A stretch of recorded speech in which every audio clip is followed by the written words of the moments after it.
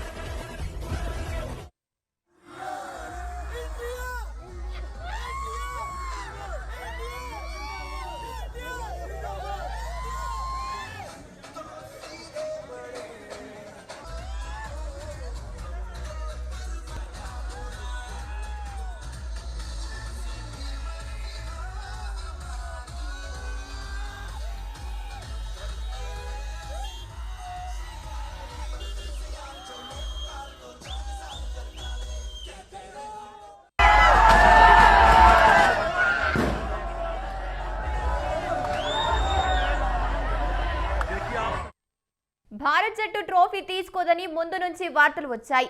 Pak cricket board అధ్యక్షుడు మోహిన్ Naqvi Asia cup cricket council కు ప్రెసిడెంట్ గా ఉండటమే అందుకు కారణం.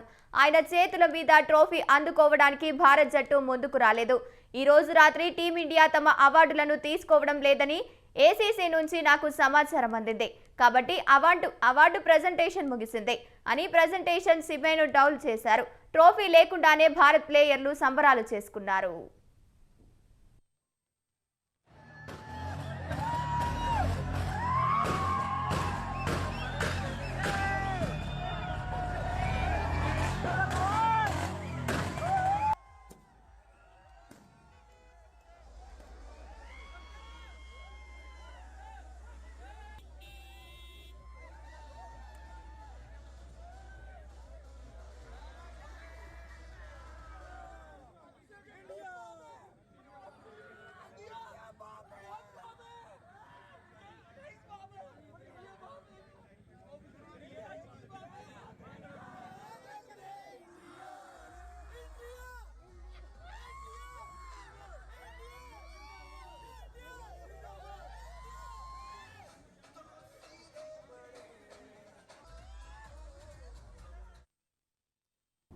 పహల్గామ్ ఉగ్రదాడి నేపథ్యంలో పాకిస్తాన్తో ఆడొద్దని డిమాండ్ వ్యక్తమైంది.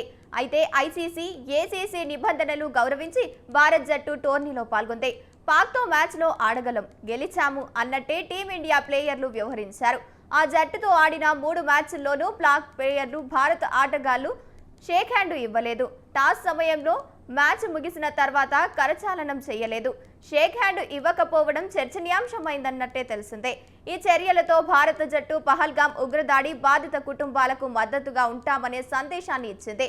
ఇప్పుడు మోహిన్ నఖ్వీ చేతుల మీదుగా భారత్ జట్టు ట్రోఫీని కూడా తీసుకోలేదు.